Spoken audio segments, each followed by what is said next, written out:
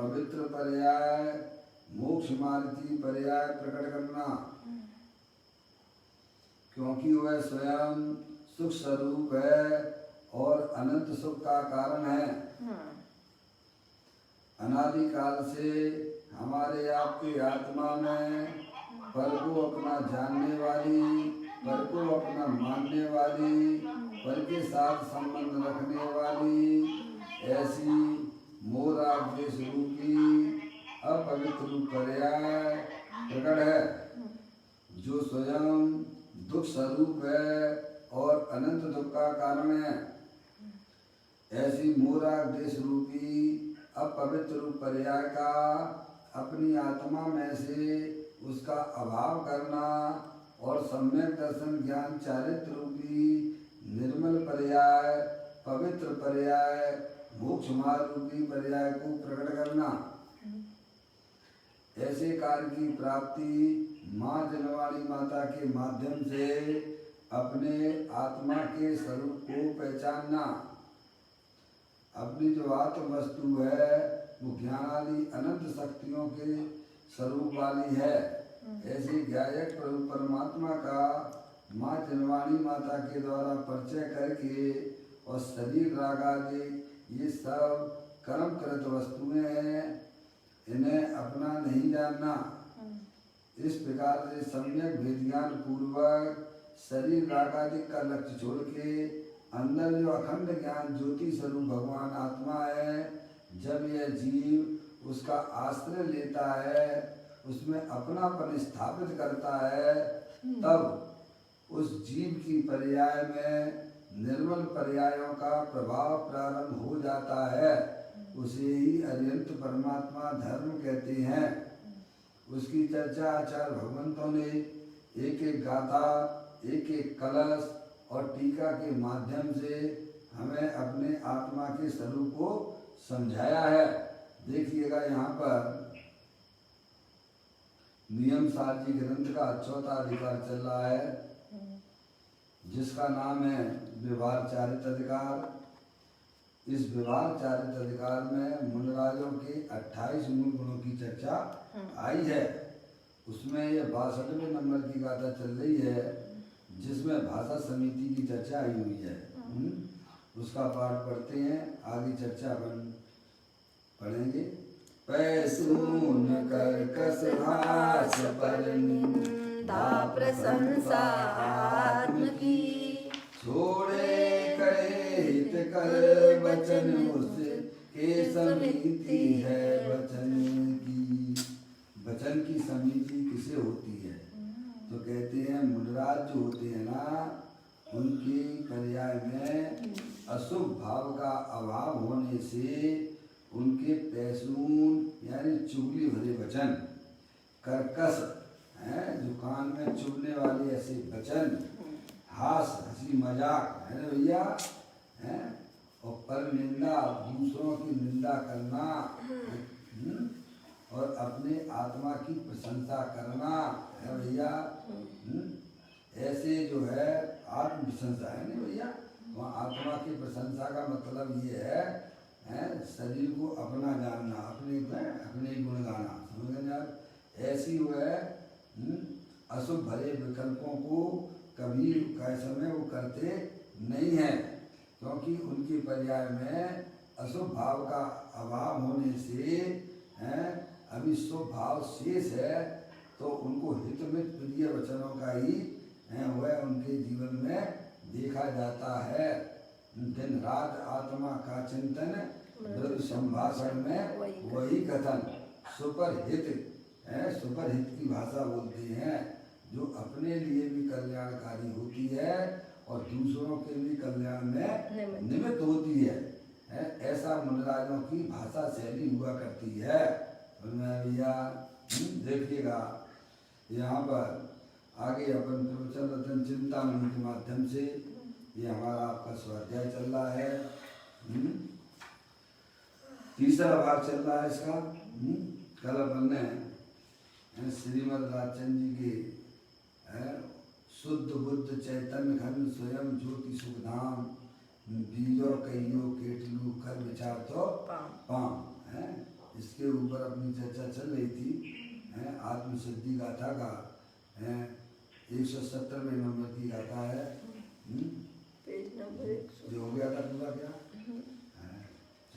चलिए, हाँ ये हो गया था। पेज नंबर 112 पे आ जाइए। शब्द वाला भी हो गया। पीछे देखेंगे 112वें पृष्ठ पर आप आएंगे, फिर देखेंगे आप जो है जिन्होंने स्वहित में चित्त को स्थापित किया है। यह भी हुआ। फिर मुनराज की लाइन है ये, है ना, ये अपन ने पढ़ाई था। जिनके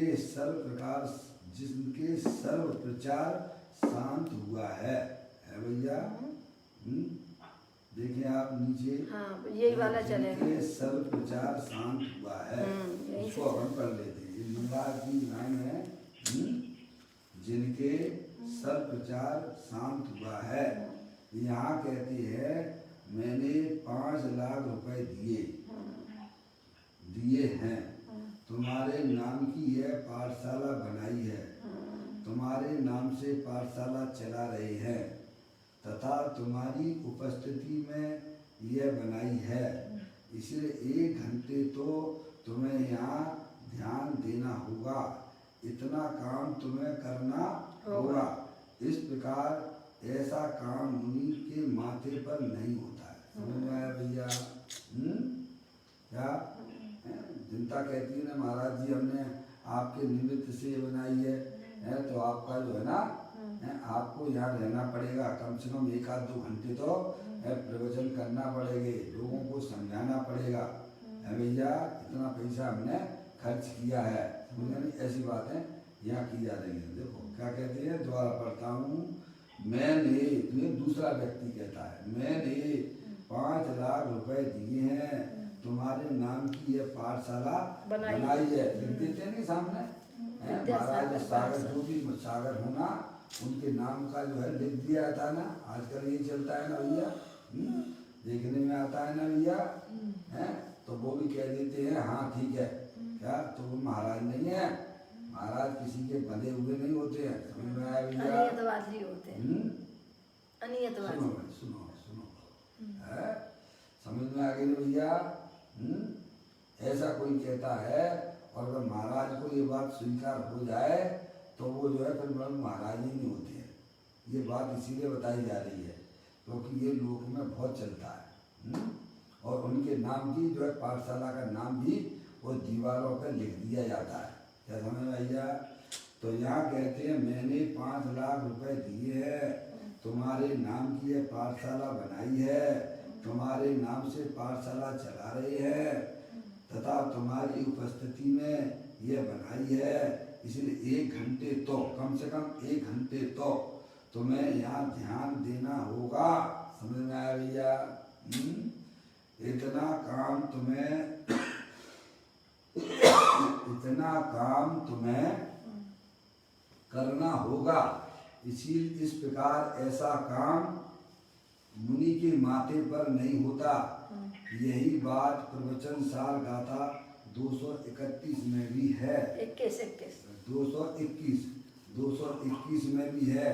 वही बट अर्थात इतने लड़के पढ़ते हैं, उनका ध्यान रखना पड़ेगा। ऐसा हिसाब किताब मुनि को नहीं होता। अरे मात्र ध्यान रखने की जिम्मेदारी ही मुनि को नहीं होती। काम सिर पर लेना कहने से तुम्हें यहाँ तो 1 घंटे उपदेश देना होगा इत्यादि ऐसा कोई भी काम मुनि के सिर पर नहीं होता। वे अकसाय भाव में स्थिर है ना, इसीलिए उन्हें ऐसा विकल्प उत्पन्न होने का अवकाश ही नहीं है। समझ गए? मुनराज है, मुनराज। अरे जिम्मेदारी तो घर गृहस्थी में ही बहुत है ना भाई साहब, हैं? मुनि होकर भी दूसरों की जिम्मेदारी लेना धर्म की। समझ में आया? एक पंडित जी हुए है ना, पंडित जी बोलते हैं, गणेश प्रसाद जी पंडित जी, आपने नाम सुना होगा भैया। गणेश प्रसाद जी कहते हैं अगर तुम्हें साक्षात दुख का अनुभव करना हो तो धर्म के नाम पर एक पदवी आप ले लेना। क्या कहा? अगर तुम्हें साक्षात दुख का अनुभव करना हो तो धर्म की एक जिम्मेदारी आप कोई पद ले लेना। तो आपको मालूम पड़ जाएगा। यानी धर्म के नाम पर भी कोई जिम्मेदारी लेना यानी क्या, अपनी आत्मा को आफत में डालना है। समझ में आया? तो ये काम मुनिराज कभी नहीं करते हैं। समझ में आया? भैया मैंने ये आयतन बना रहा हूँ, है भैया महाराज जी आपको यहाँ रहना पड़ेगा, है समझ में आई ना? आप इसके पैसे इकट्ठे करवाना भैया, है अब उसने क्या जिम्मेदारी ले ली ना, तो लोगों को ये कहेगा भैया तुम यहाँ पर जो है दान दो। अरे ऐसे मांगना, भीख मांगना तो भीख है भाई साहब, ये समझ में आया कि नहीं आया? और जहाँ भीख की पर्याय होती है वहाँ पराधीनता होती है ना, और जहाँ पराधीनता होती है वहाँ दुख की पर्याय हुई कि नहीं हुई? है जनता को खुश करना है भैया, उनसे पैसे लेना, उनसे पैसे के लिए कहना है। गुरुदेव पूज्य गुरुदेव श्री काजी स्वामी उन्होंने कभी भी अपने ऐसे श्रावक को ऐसी स्थिति होती है काजी स्वामी ने कभी भी ये नहीं कहा कि तुम यहाँ मंदिर बनवाओ। क्या कहा भैया? जबकि है गृहस्थ आश्रम में अगर ऐसा भाव अगर गृहस्थ को आ जाए तो कोई आश्चर्य की बात नहीं है, लेकिन उन्होंने तो नहीं कहा। अरे वह जीवन उनका कैसा था गुरुदेव श्री का, समझ में आया क्या? अरे धर्म की भी जिम्मेदारी लेना यानी अपनी आत्मा में पराधीन पर्याय का उत्पन्न होना है। मैं भैया आप स्वयं करके देखिए, विचार करिए। हैं पप्पू भैया, हैं एक बार आपको अध्यक्ष बना दिया जावे हैं मंदिर का, तो क्या हालत हो जाएगी? मुनिराज तो ये करें कैसे, उनके तो विकल्प ही नहीं आता है। समझ में आया भैया? वे तो भाई बहते हुए पानी की तरह है। समझ में आया भैया?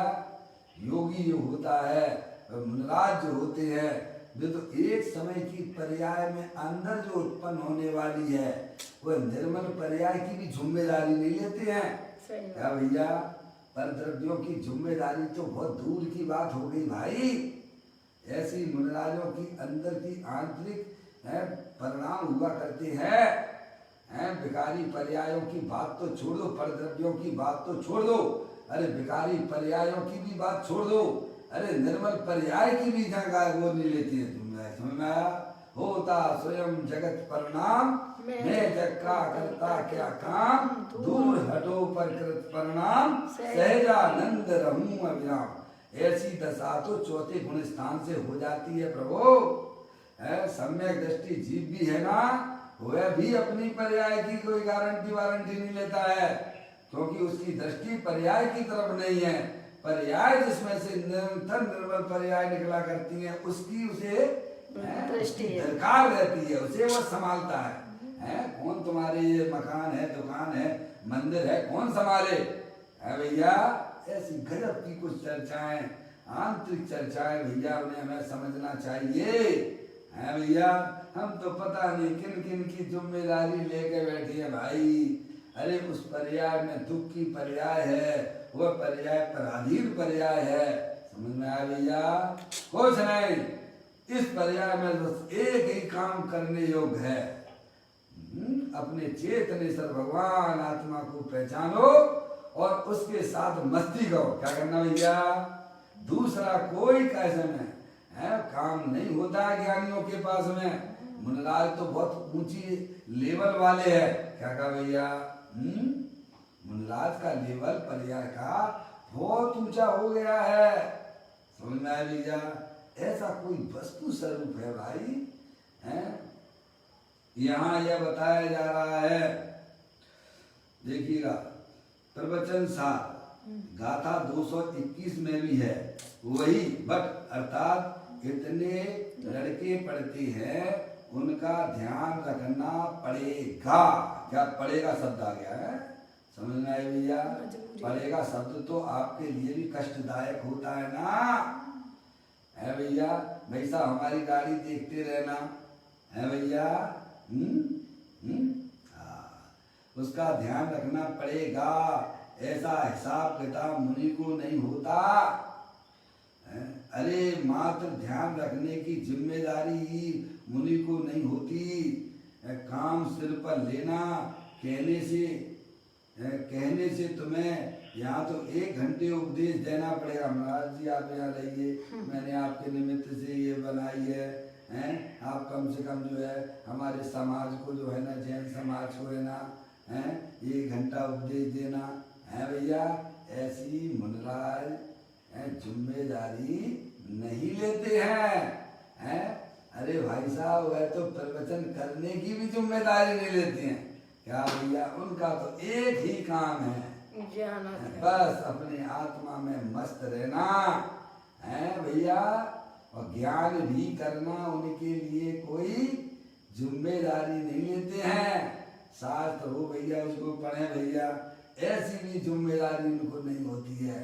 समझ में आया भैया, शास्त्र का सार तो उन्होंने अपनी पर्याय में प्राप्त कर लिया है भैया। वह पराधीन जिसमें पर्याय उत्पन्न होती हो, ऐसी कोई भी जिम्मेदारी मुनराज नहीं लेते हैं। इत्यादि ऐसे कोई भी कारण मुनि के सिर पर नहीं होता, वे अकसाय भाव में स्थिर है ना। ऐसा चेतनेश्वर भगवान आत्मा जो समस्त कसाओं के अभाव रूप है, क्या भैया, जिसमें क्रोध मान माया लोभ हास अरति शोक भय जुगुप्सा स्त्री वेद पुरुष वेद नपुंसक वेद ऐसी पर्याय का भी जिसमें अभाव है, ऐसी अकसाई स्वरूपी भगवान आत्मा की दृष्टि उनको हुई है। यानी आनंद रूपी वस्तु आत्मा की मिल गई उन्हें, है भैया। आनंद स्वरूप वस्तु है ना, उनकी पर्याय को प्राप्त हुआ है तो वे निरंतर अपने कहाँ रहेंगे भैया। जहाँ आनंद भरा हुआ है, जिसके साथ जिसकी पर्याय का संबंध हो गया है, क्यों इन कसायों के उपद्रवियों के चक्कर में पड़ेंगे भाई। आपको भी कोई बढ़िया सी चीज मिल जाए ना, तो आप क्या करोगे भैया, दूसरों को बताते फिरोगे क्या भैया। ऐसे मुनराज जिन्होंने अपनी ज्ञान की पर्याय में अकसाई स्वभावी भगवान आत्मा का वर्ण किया है, ऐसा चेतनेश्वर भगवान आत्मा सभी के पास में, समझ में आया भैया। कहते हैं अकसाई भाव में स्थिर है ना, उनकी पर्याय जो है अपनी अकसाई स्वभावी भगवान आत्मा है, परम पवित्र है भैया। ऐसी आत्मा में उनकी पर्याय स्थिर है ना प्रभु। इसीलिए उन्हें ऐसा विकल्प उत्पन्न होने का अवकाश ही नहीं है भैया। ऐसी कोई बात है भैया, बहुत सुंदर मार्ग है, बहुत प्यारा मार्ग है, जिंदगी में कभी सुना नहीं है भैया। सुनने वालों के साथ समागम नहीं किया है। कहते हैं जिनकी भाषा स्वयं पर को सफल हितरूप है, परम परमधारी देव मुनराज के नाम है भैया। ये है जिनकी भाषा स्वयं पर को यानी अपने लिए और दूसरों के लिए भी सफल यानी हितरूप है। अब इसकी बात मुनि अपने को भी शुद्ध और शुभ परिणति को ऐसा कहते हैं। मुनि अपने को भी है भैया, अपने को, अरे अपने को कहने की क्या जरूरत है भैया। अपना आत्मा को गुरु बनाओ, है दूसरों को गुरु बनाने से तुझे कुछ नहीं मिलने वाला है। मोक्ष मार्ग में चलना है तो अपने आत्मा को देव जानो, अपने आत्मा को गुरु बनाओ, अपने आत्मा से बातें करो है भैया। दुनिया भर की बातें दूसरों से करते रहते हो भैया, अपने आत्मा को छोड़ देते तो आत्मा नाराज नहीं होगा। जिसे अपने आत्मा से बातें करना चालू हो गया है भैया, उसकी पर्याय कैसी होती होगी है भैया। एक समय विचार तो करो। कहते हैं अपने को भी शुद्ध और सुख परिणति हो ऐसा कहते हैं। अपनी आत्मा में निरंतर शुद्धता की वृद्धि होती रहे है भैया, और अपर्याय उपयोग जो है अशुभ कार्यों में ना जावे, ऐसी हंसी मजाक जैसी बातें नहीं करते भैया। अपने लिए भी कल्याणकारी हो और दूसरों के लिए भी कल्याण में निमित्त होती है, ऐसी मुनराजों की वाणी हुआ करती है। समझ में आया भैया? हमें भी अच्छी अच्छी बातें करना चाहिए, अच्छी अच्छी बातें बोलना चाहिए। अरे क्या इस लोक में अच्छे शब्दों की कमी है क्या है भैया? ऐसे कर्कश वचन मत बोलो जो स्वयं के लिए भी घातक हों और दूसरों के लिए भी घातक हों। ऐसे चुगली भरे वचन कभी नहीं बोलना है भैया। अच्छी अच्छी बातें करना है, सबके हितकारी हों। ऐसा करने से क्या होता है मालूम है भैया? हमारी परिणति में भी वो आनंद की पर्याय चलने लग जाती है भैया। सब जीव हमारे दुश्मन भी होना, उनसे भी अच्छी बातें करना भैया, नरमता से करना। वो आपके लिए भी हितकारी होता है और दूसरों के लिए भी हितकारी होता है।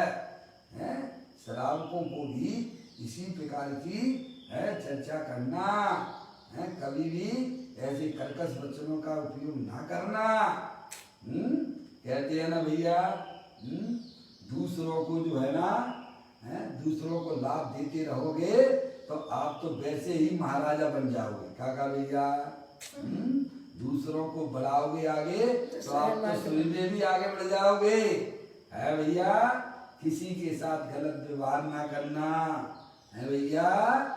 कैसा भी कोई भी हो, सब भगवान आत्मा है। आई बात समझ में भैया? कथा आती, मेरा कथा सुनाने का परिणाम नहीं है। समझ में आया भैया? आगम में एक कथा आती है।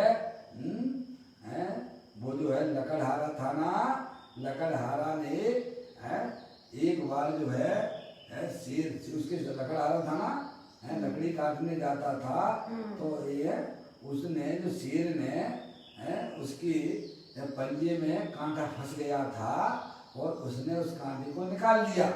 किसने? लकड़हारे ने। समझ में आई भैया?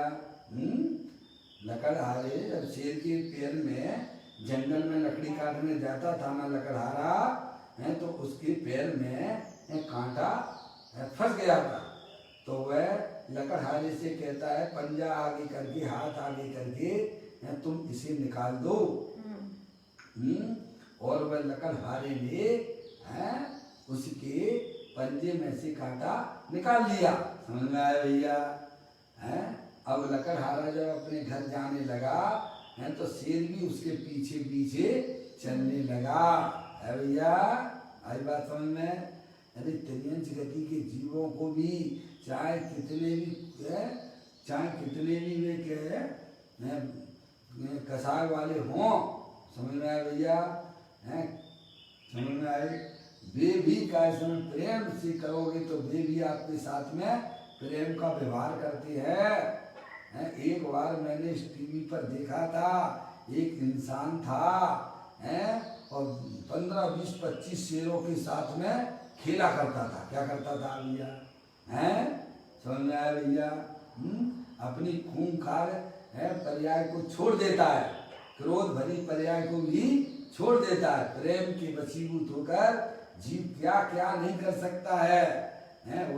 वह शेर भी इसने मेरे हित का काम किया है, इसने मेरे पंजे में से कांटा निकाल दिया है।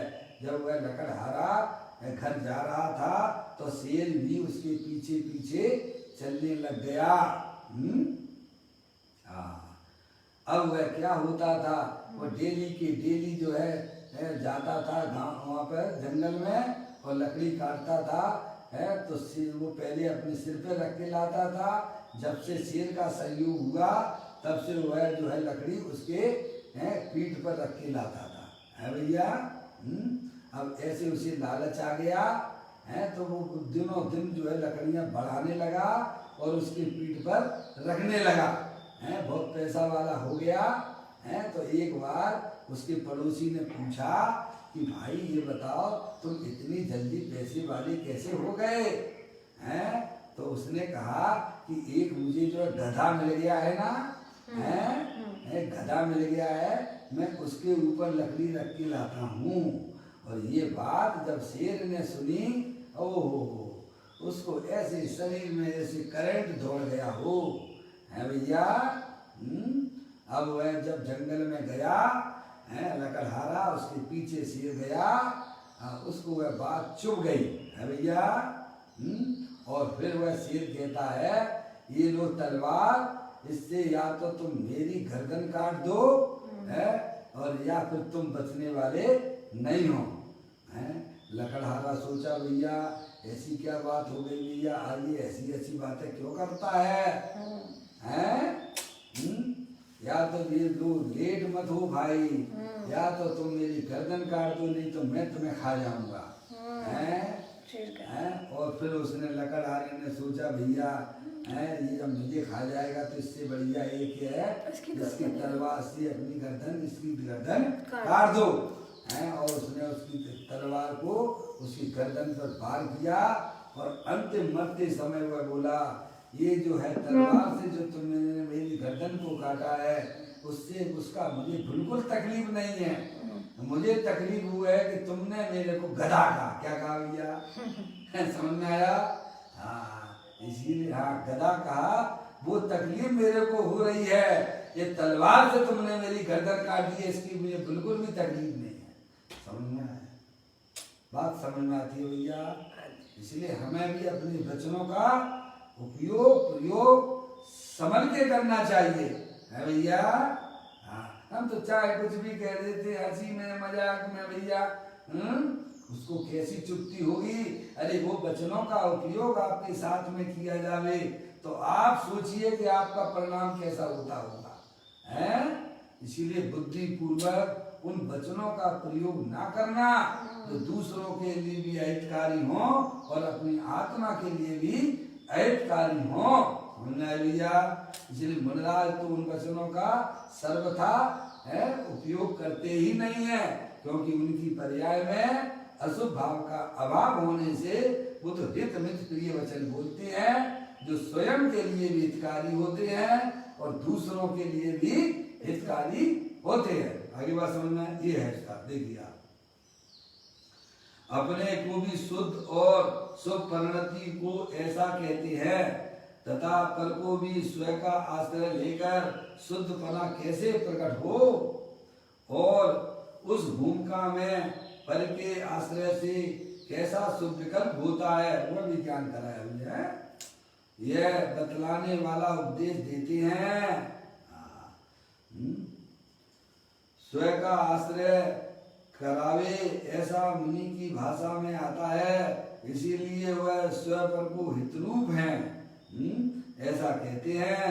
वीतरागी संतों का उपदेश ऐसा होता है कि जिससे वीतरागता अर्थात स्वयं का आश्रय प्रकट होता है। भैया देखो आचार्य अमृतचंद देव भी हैं उन कलशों के अंदर समय सार में कहती है भैया मैं समय सार जी की टीका इसलिए लिख रहा हूँ कि मेरी पर्याय में परम विशुद्धता की प्राप्ति हो।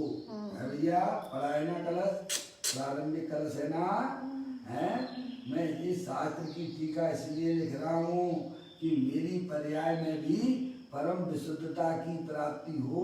अरे विशुद्धता तो उनकी पर्याय में है वीतराग आनंद दशा तो उनकी पर्याय में चल रही है, निर्मल दशाओं का तो परिणमन निरंतर जारी है, लेकिन परम विशुद्धता की प्राप्ति हो यानी केवल ज्ञान की प्राप्ति हो।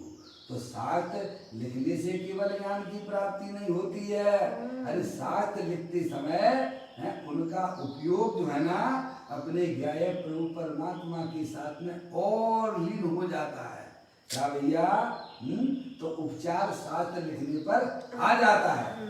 ऐसे ही मुनिराज जो है हितमित प्रिय वचन बोलते हैं ना जब आत्महित की चर्चा करते हैं तब उनका उपयोग है भैया और अपने ज्ञाय प्रभु परमात्मा की पकड़ में चला जाता है। समझ में आया भैया?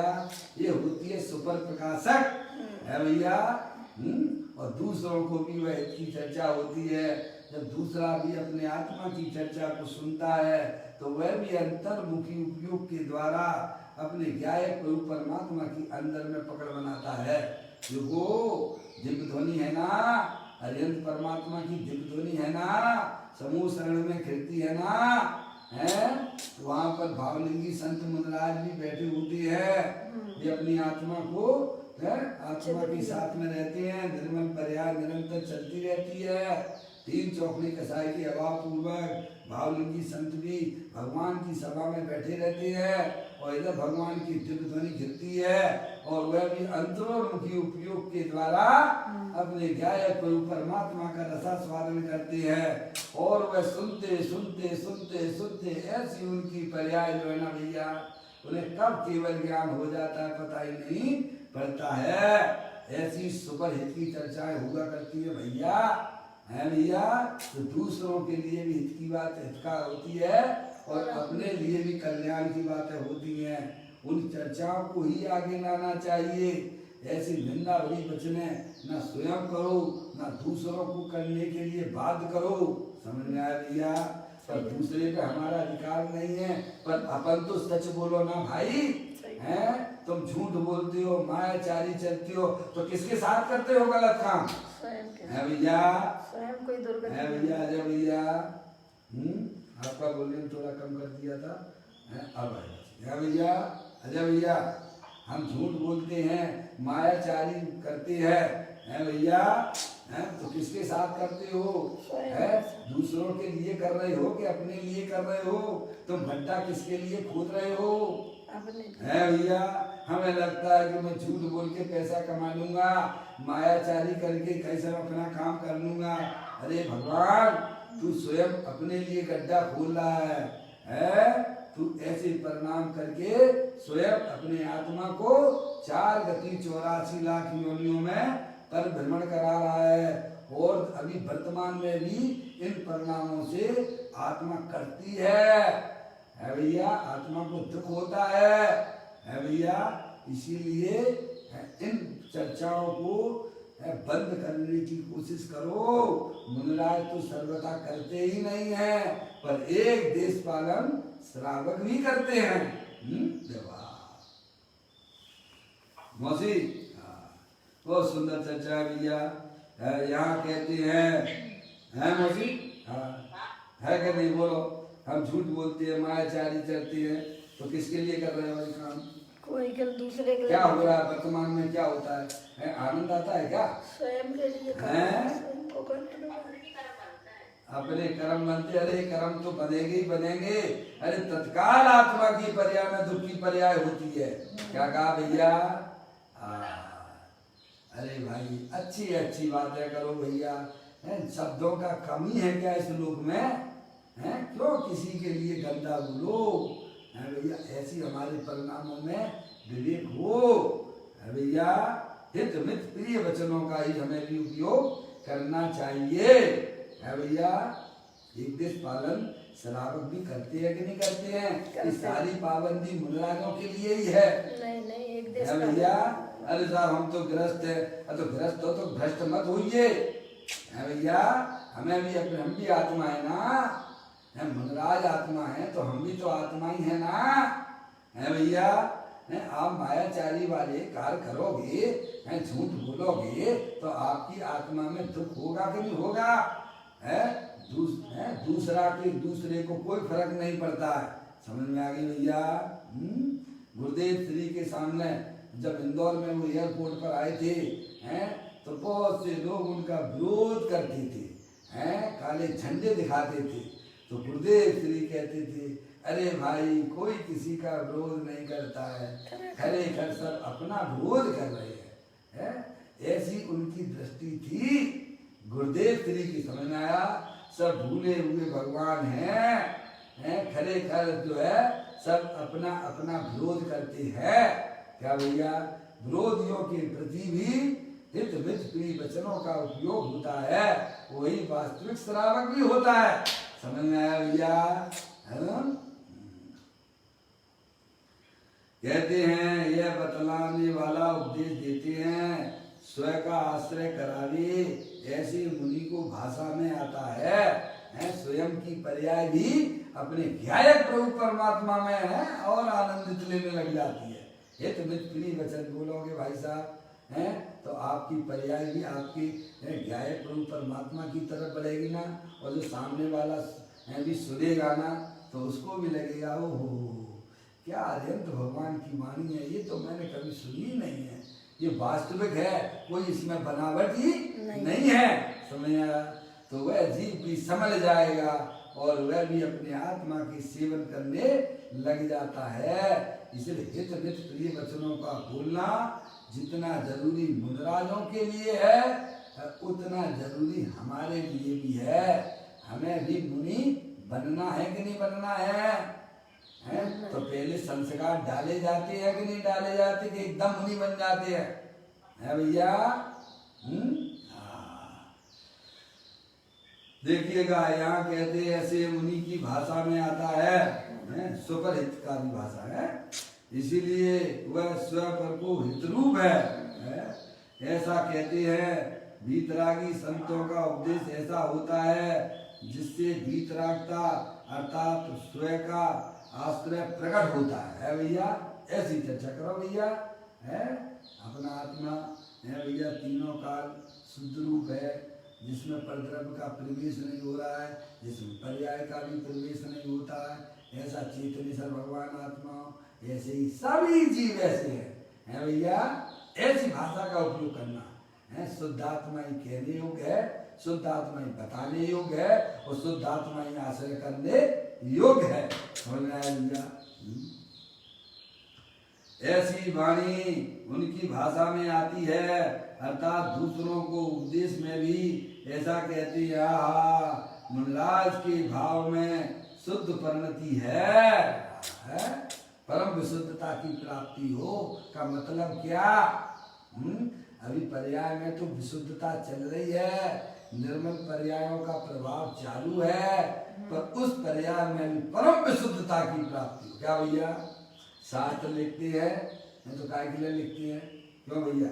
अपने लिए लिख रहे हैं, दूसरों के लिए लिखते हैं क्या?